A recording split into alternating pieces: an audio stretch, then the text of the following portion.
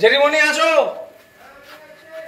কোচবিহারে সকাল সকাল ভূত ধরতে শহরের বিভিন্ন ভোটারদের ভোটার কার্ড যাচাই করছেন তৃণমূল জেলা সভাপতি। হ্যাঁ, এমনটাই খবর জানা যাচ্ছে কোচবিহার থেকে।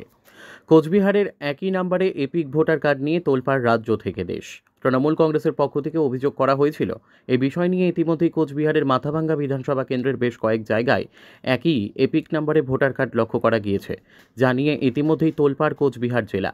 কোচবিহার তৃণমূল কংগ্রেসের সভাপতি অভিজিৎ দেব ভৌমিক কোচবিহার শহরের ওয়ার্ডের দলীয় নেতৃত্ব কর্মীদের সাথে নিয়ে বুধবার সকালে শহরের 16 নম্বর ওয়ার্ডে বাড়ি বাড়ি ঘুরে এপিক যাচাইয়ের কাজ করছেন।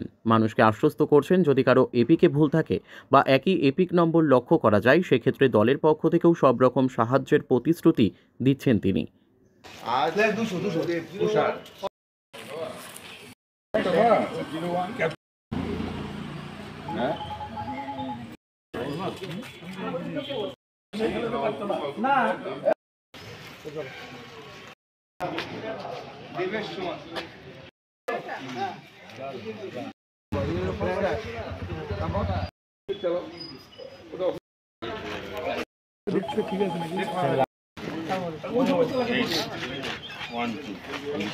নিজের ওয়ার্ডে কি দেখছেন?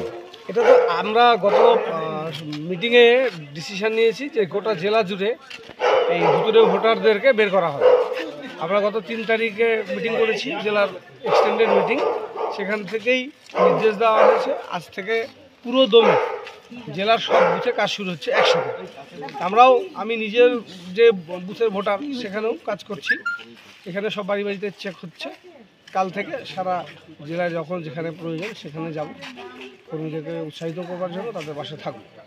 ভোটারদের বাড়িতে গিয়ে তাদের ভোটের কাছ থেকে এপিক কার্ড নিয়ে ভেরিফিকেশন করা।